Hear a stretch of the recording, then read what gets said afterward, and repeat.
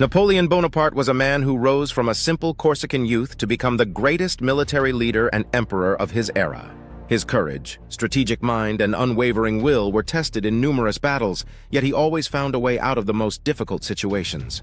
This story takes us through the most crucial moments of his life, where his brilliant military tactics and relentless determination were revealed. The Siege of Toulon, the first triumph in 1793.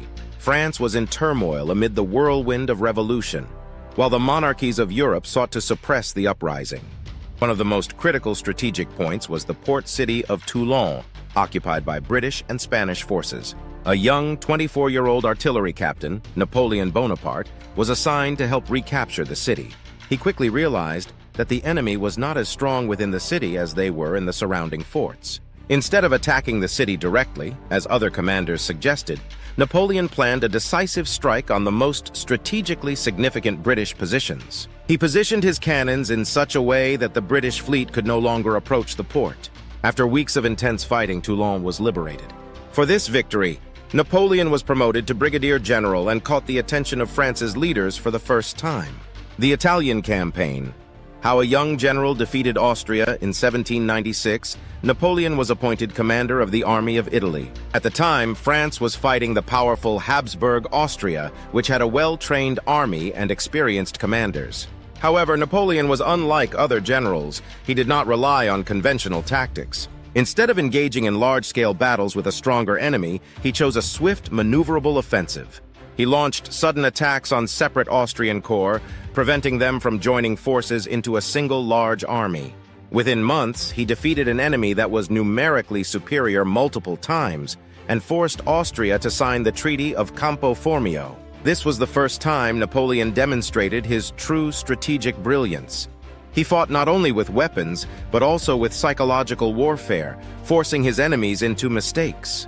The Egyptian Campaign, Challenges in the Desert.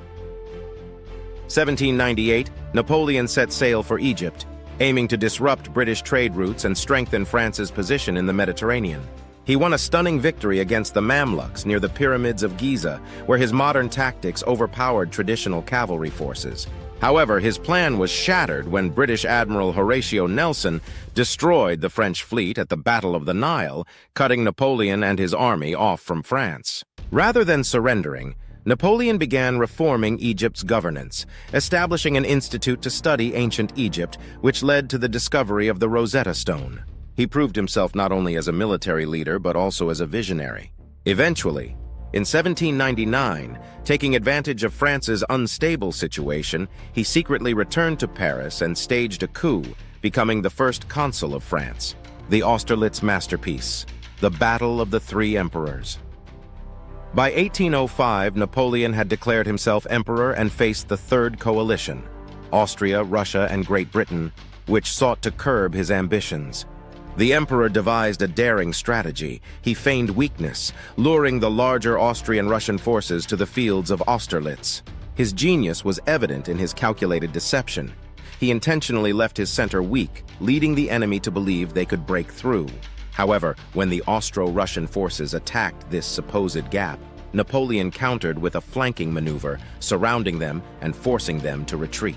This victory is considered one of the greatest strategic triumphs in military history. The fateful Russian campaign in 1812, Napoleon, then ruling most of Europe, decided to invade Russia after Tsar Alexander I refused to adhere to Napoleon's continental system against Britain. The Grand Army Napoleon assembled was the largest he had ever commanded, about 600,000 soldiers. However, Russia was an unusual opponent. The Russians employed a scorched earth tactic, retreating deeper into their territory and denying the French access to essential supplies. After a brutal battle, Napoleon captured Moscow, but the city had already been burned and abandoned. As winter set in, Napoleon was forced to retreat. The freezing temperatures, starvation, and relentless attacks from Russian partisans decimated his army. Only about 100,000 men survived the return journey. The Waterloo defeat and the end after the failure in Russia, Napoleon lost many of his allies. In 1814, coalition forces occupied Paris, and Napoleon was exiled to the island of Elba.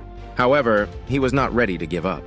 In 1815, he escaped from exile and returned to France, rallying an army within 100 days. His final battle took place at Waterloo, where British and Prussian forces, led by the Duke of Wellington, managed to defeat him. After this loss, Napoleon was exiled to the remote island of St. Helena in the Atlantic Ocean, where he spent his remaining years writing memoirs about his campaigns. Legacy: despite his defeats, Napoleon remains one of the most famous military leaders in history. He not only won countless battles, but also reformed France's legal system, leaving behind the Napoleonic Code, which continues to influence legal systems worldwide. Napoleon Bonaparte was a man who changed history, courageous, brilliant, and unstoppable until time and fate finally turned against him.